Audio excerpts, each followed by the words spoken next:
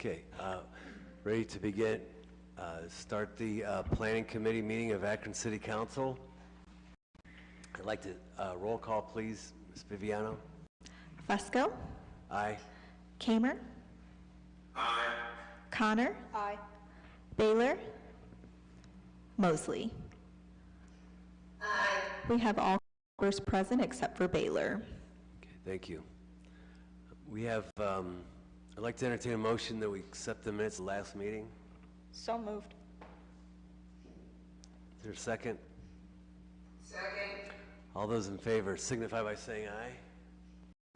Aye. The ayes have it. Thanks.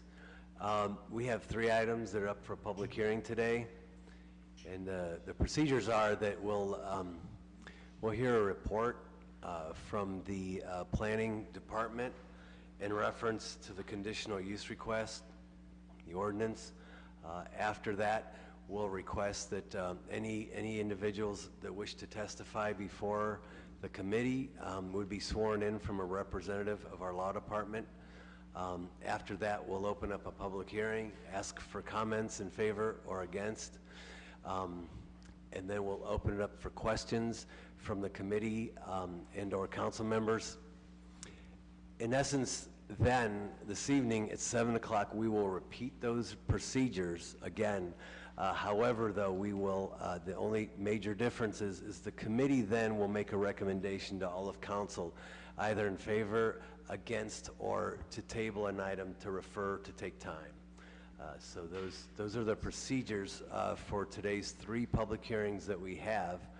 And the first one is ordinance amending Title 15 Land Usage, Chapter 153 Zoning Code to reflect the enactment of Title 15, Chapter 155 Sign Code. Oh, Mr. Angeloni. Yeah. I'm sorry. Oh, we're going to swear in now? Okay. Yeah, if that's okay, Chairman. Well, let's go ahead and do that's that. what we should do. We were doing it a little differently before, but if you want to, we could do that now. That's Yeah, cool. I think we'll just get it out of the way here. So Okay, if there's let's anybody do it. here who's That's ready to testify in front of this body, if you do you swear or affirm the testimony you're about to give is the truth, the whole truth, and nothing but the truth? If so, say I do. I do. Excellent. Thank you. Okay, cool. Is it okay? Can we do the report now? Thank you, Mr. Antonucci. Thank you. Thank you, Mr. Chairman, committee members. The Akron Zoning Code of Ordinances, Title 15, Land Usage. The zoning code currently regulates signs.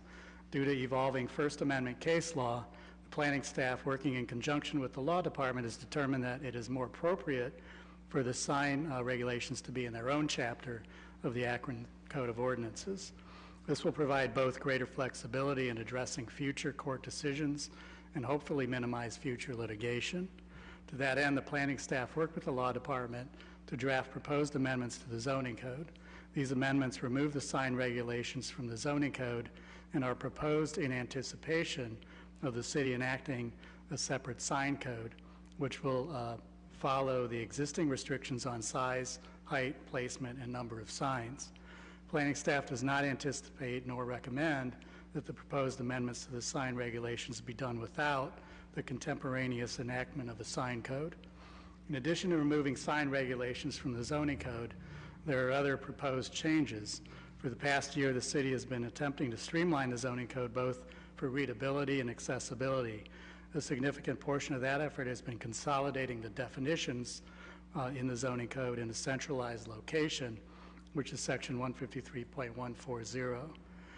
The planning staff recommends consolidating those definitions into section 153.140. The planning staff is also recommending amendment to the zoning code that requires a property owner to receive the appropriate permits and approvals from Summit County for remodeling or construction done on a property. The intent is to ensure that the uses of the property are in conformance with the other laws of the state of Ohio and to provide assistance to Summit County Building in ensuring that owners comply with the county's building code requirements. Another proposed amendment to the zoning code is to make explicit that its provisions are intended to be severable. Basically, if a provision is declared unlawful for any reason, that provision alone is removed from the zoning code rather than the entire code being invalidated. has always been the intent of the code, but it's good practice to make it clear. The city is also proposing amending section 153.404, variances under the Board of Zoning Appeals, to incorporate the provisions of 153.474, which is the conditional use requirements that we look at for standards when looking at a conditional use. That would go directly into that section 404. The Board of Zoning Appeals does currently consider the conditional use standards in granting or denying a variance, but placing those standards directly into section 153.404 as opposed to making a reference to it both makes it easier for petitioners to review the requirements and emphasizes that variances and conditional uses are not interchangeable concepts within our zoning code. Both the Planning Commission and planning staff recommend approval of these amendments. Thank you, Mr. Antonucci. At this time, we'll open up the public hearing. Is there anyone here wishing to speak in favor of the conditional use request or of the ordinance amending Title 15? Anyone here wishing to speak in favor? Anyone wishing to speak against? Do we have anyone who's been signed in? Okay. All right, very good. Then we'll close the public hearing portion and open up to the committee members for questions, should there be any. Any questions from any committee members? Okay, hearing none. Any questions from any council members? Mr. Malik. Thank you, Mr. Antonucci, for the presentation and how much work has gone into this. I know that streamlining the code is really helpful, but is painstaking work. I'm sure involved the law department as well. I guess since it is related to this piece, when do you envision that the new signed code provisions would be brought in? Yeah, we're looking at that again in light of some other, I think there were some recent court decisions. So it will take a little bit of time. I don't really have a specific end date, a few months probably. Thank you. Further questions or comments?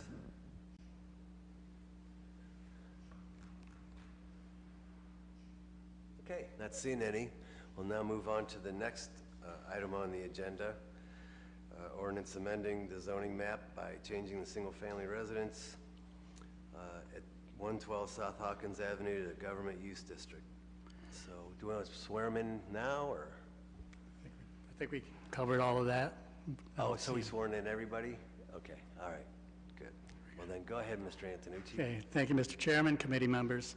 The city proposes to replace the existing fire station number 12 at 1852 West Market Street with a new facility located on city-owned property at 112 South Hawkins Avenue. The administration is seeking to rezone the property at 112 South Hawkins from single-family residence use district to government use district to allow the fire station. Goals of the Land Use and Development Guide Plan include achieving a logical pattern of land uses and providing adequate public services to meet the current and future needs of city residents.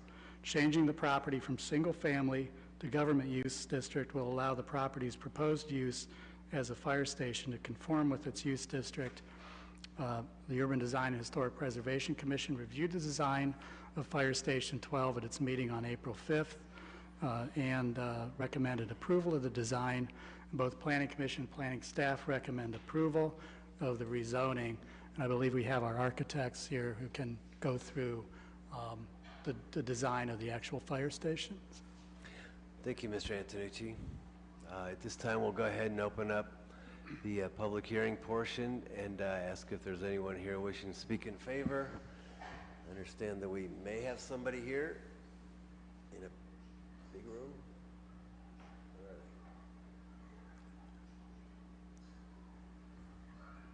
Where are they? Craig Levy with DOZ. I couldn't hear anything we couldn't hear anything that was on the mic before. Are you all wanting to see a view of the site? Yeah, that'd be great. Can you hear me okay now? Okay. Take that first part off.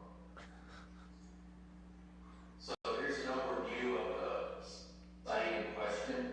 You got South Hawkins, bottom right, and then a little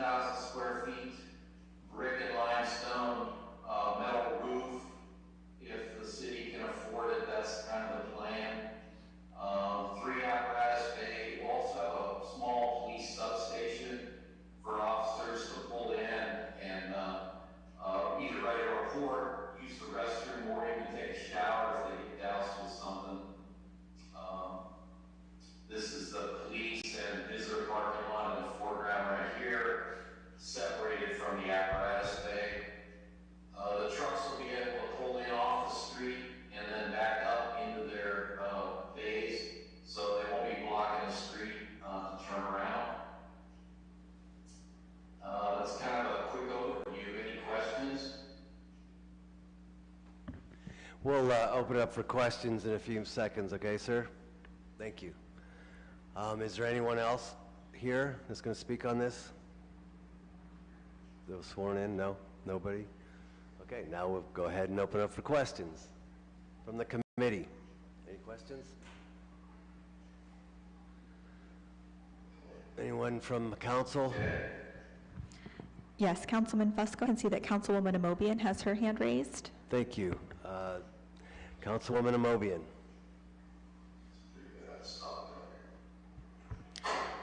I think they're having some trouble hearing us. If you're here via Zoom, can you please mute if you're not speaking? No, I'm not muted.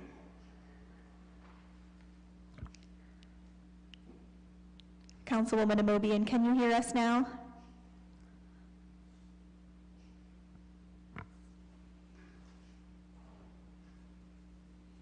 Okay. I also see that Councilwoman Mosley has her hand raised. Councilwoman Mosley, can you hear us? I can, yes. Can you hear me? Yeah, go ahead, Councilwoman Mosley. Okay. So, I have a quick question about, the building looks wonderful. What are the green components to the building? Is there anything that, that has been incorporated for Go Green?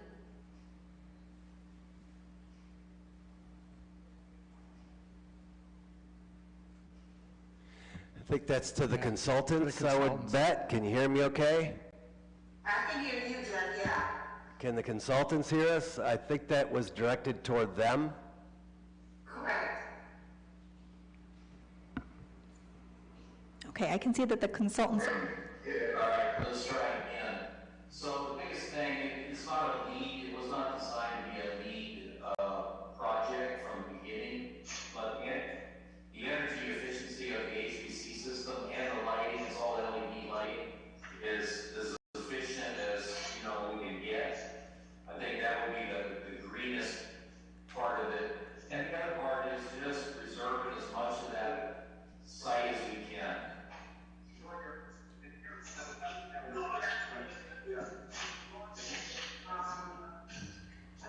I don't know, maybe it's Councilman Leon here. Rush, you may want to mute your phone when you're in. So how many square acres is this gonna be? I'm just trying to think, just the green component not being really involved, sort of kind of, hoping we can put some kind of green aspects to it, even if it's with, if the grounds around it. Well, the total site is about 4 acres, and we're probably not touching, probably 2.5 of it. Half the site's not getting messed with, so that would be in this picture, the part on the right, where you see the trees down toward Westgate Circle, and the part at the back, kind of a buffer between the apartments behind, that's their access drive. You barely see going across the top of the drawing there. You know, we're gonna put a little landscaping right in front of the station, that has all that, but, as far as the site, basically, let's leave it as much of a little as we could.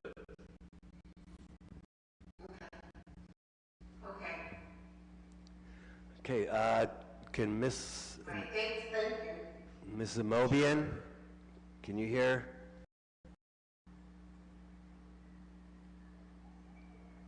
Apparently not. Mr. Malik has a question. Very much.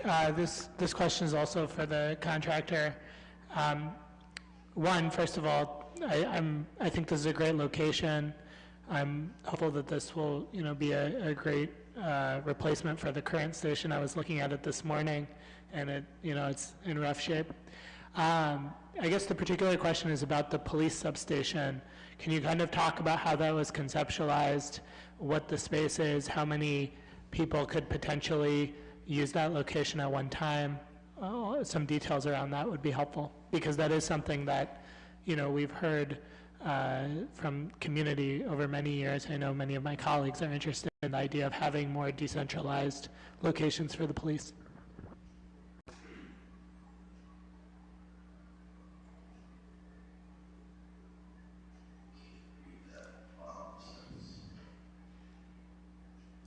Did you hear that?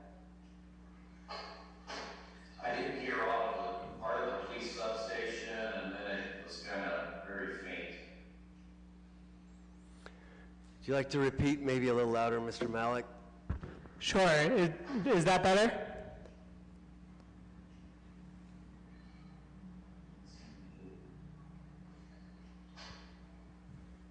Can you hear me? I can hear you. Okay, yes, I would just like some more details about the police substation, how many people can use that area at one time, kind of the thought process and the details and design around that, because that has been a priority that community members and council members have shared in terms of having kind of more decentralized spaces for officers to be in the community. The substation will have, it's a little office building. Can you blow into that plan a little bit? Larger. Yeah, it's not low there. Yeah, go up. Okay, so the kind of orangey red color on the bottom right is the small police substation. Again, it's an office, enough for 2 people at the most. It has a restroom with a shower, and you can kind of see it's directly accessible right off the lobby. So you can come into the vestibule, and the police can come and go there. If they need to do anything else, there is a meeting room right next to them. They go into the lobby, into there. That area is also, so if you're in the lobby for a meeting or anything like that, you can't just wander through the station. It's all secured and controlled by the control room, which is the bottom, in the middle of the green area, right in the center of the plan at the very bottom. So that's about all I can tell you on the police substation. The parking lot for them is right on the right. It would be that small lot that's directly to the north, fairly adjacent to this area of the front porch. Thank you very much. Sure. Further questions or comments from anyone? Mr. Chair, I can see that Councilman Neal has his hand raised. Mr. Neal.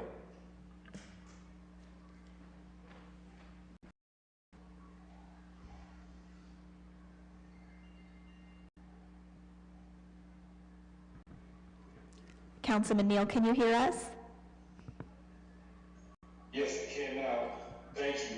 I apologize for not being on screen. I just have one concern, and I know it's one that everyone is aware of. Drove by that site just this past weekend to take a look and notice how much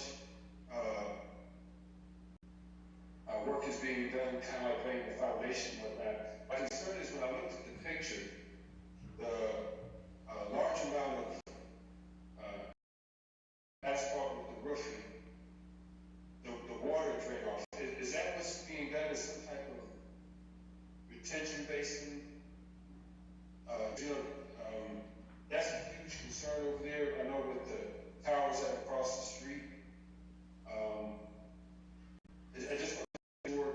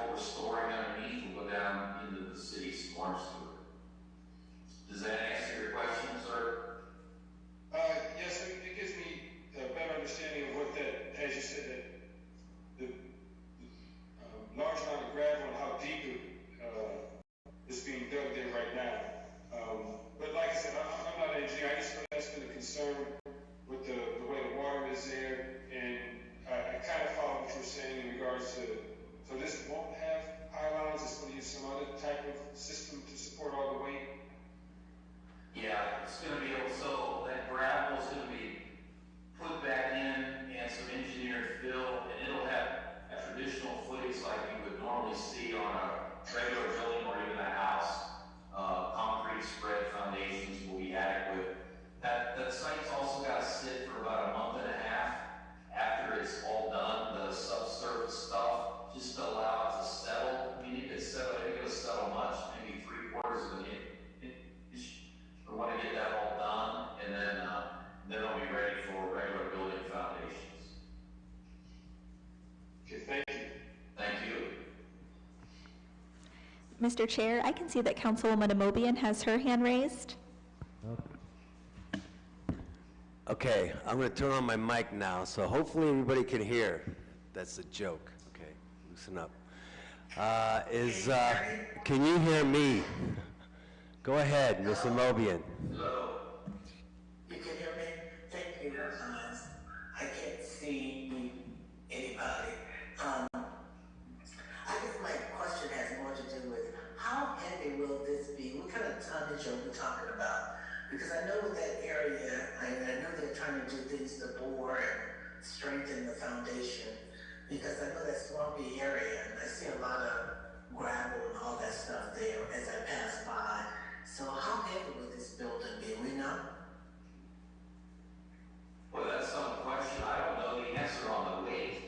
I just know that, geotechnical engineers have been involved in this from the beginning, and the foundations that are designed for the building and the subsurface preparations we're doing will be able to support the building. It's not gonna start sinking into the stuff, and that's part of the reason we're taking all those organics out, because you just can't build on them and expect it to stay there, because stuff decomposes, and then all of a sudden you get a bit of a void, and that's how buildings can tend to sink.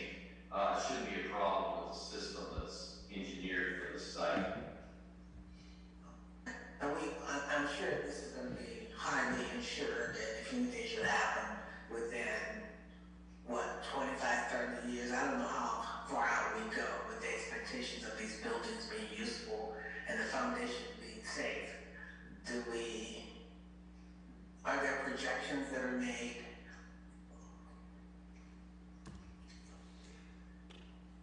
Well, the building, typically with a fire station, you're using resilient materials that are capable of lasting a long time. I would think 25 years would be a minimum for this building. It should be able to go longer. It's got a very good wall system, good water management system with the masonry. That's what proposed. If they end up with a metal roof on top, they've got a 30+ year lifespan. So I think we're in pretty good shape. The systems have all been worked out. I'm not too concerned about the foundations. Like I said, we've had engineers involved in this job for almost 3 years now, working on this project. Okay. Well, the rendering is beautiful, so it should be a nice building. Are these police substations, is this something new for this building, or do we have them in the other new fire stations we have? Yes, we do. Yes, we do.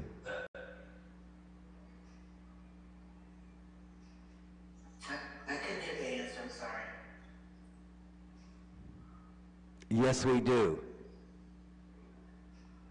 We do have at the other new fire stations?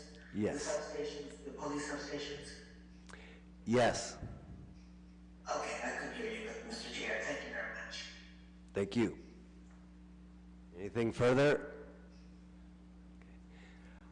Very good. And I'm guessing, just to go a little bit off, that we will have legislation eventually coming in for the expenditure of the funds for a fire station.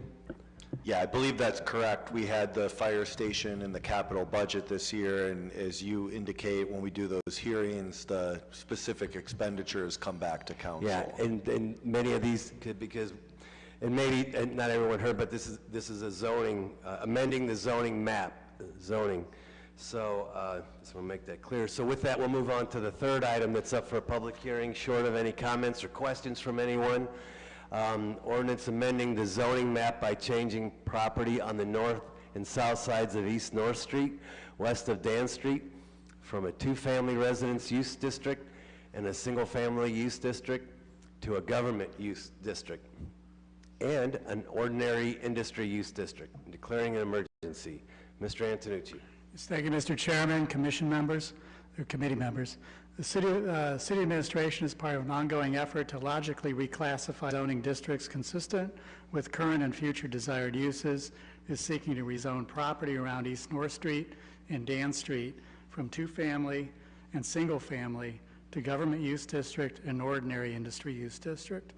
The William P. Cannell Juvenile Court Center, located at 650 Dan Street, is currently conditionally zoned, but with an underlying zoning classification of two-family residence use district, and would be rezoned to government use district. The government district classification would bring the property into conformance with its current use while allowing for future alterations or expansions. The property to the immediate south is a conditionally zoned concrete asphalt plant, P&K concrete, a portion of which has an underlying zoning classification of ordinary industry use district. This entire property would be rezoned to ordinary industry use district. In 1992, Laracus Asphalt received conditional use approval to store and recycle concrete and asphalt at this location. The current use of the property has not changed since and is largely undeveloped. If the current use of the property were to be discontinued, it's not anticipated that this property would be suitable for future residential use, but more suitable for commercial or industrial use. Portions of the Akron Public Schools property south of East North Street would be rezoned from single-family and two-family to government use district. Akron Public Schools have operated their bus garage and athletic fields on this property for several years.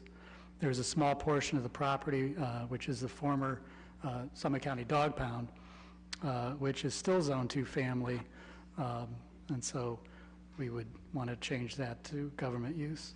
APS also owns property along both sides of the Little Cuyahoga River that is zoned single and two-family. Rezoning this property to all to government use district would unify all of the APS property and assist in future development. Finally, a small landlocked parcel owned by the city of Akron on the south side of the Little Cuyahoga River is zoned two-family. Rezoning this parcel to ordinary industry use district would be consistent with the zoning classification of abutting property and future uses. Proposed zoning changes would bring these long-standing operations and institutions into compliance with the zoning code by providing consistency with the Land Use and Development Guide Plan, which recommends light industrial and public facilities for the area. None of the proposed zoning changes would create non-conforming uses or bring uses not harmonious or inconsistent with surrounding area. Both Planning Commission and Planning staff recommend approval. Thank you. Thank you, Mr. Antonucci, for your report. At this time, we'll open up the public hearing and ask if there's anyone here wishing to speak in favor.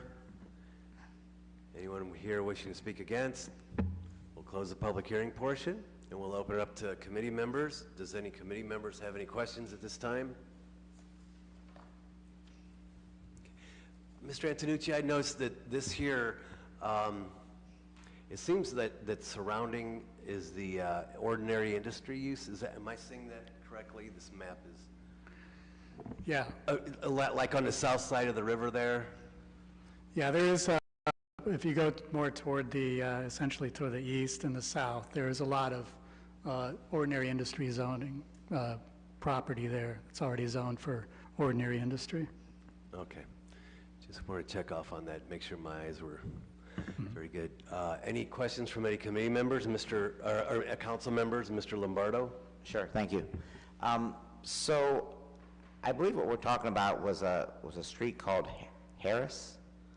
There were a couple houses up there, and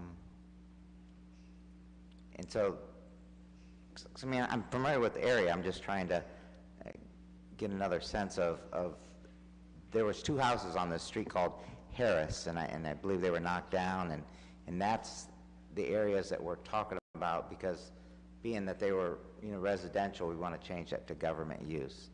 Is that right? Well, there's the asphalt. There's a vacated street. Where the asphalt plant is, that what you're thinking of, maybe Well, going into... so if we go asphalt plant, we're going to go west of that, and before there was a bridge. There was a little bridge there, and it was up to the far right if you were traveling west. Well, again, it's been, well, actually, it's right here. Yeah, so the zoning changes that we're looking at are actually not on that side of the expressway, they're all on the east side of the expressway. Okay. So if you go like Dan Street and North Street, it's property around there. So we're talking about the juvenile center, Summit Juvenile Center, Okay. the P&K asphalt, and essentially then the APS bus garage. Those are the three properties primarily that we're rezoning. So mostly properties along Dan Street and North Street. Right. Okay, okay, Dan, okay.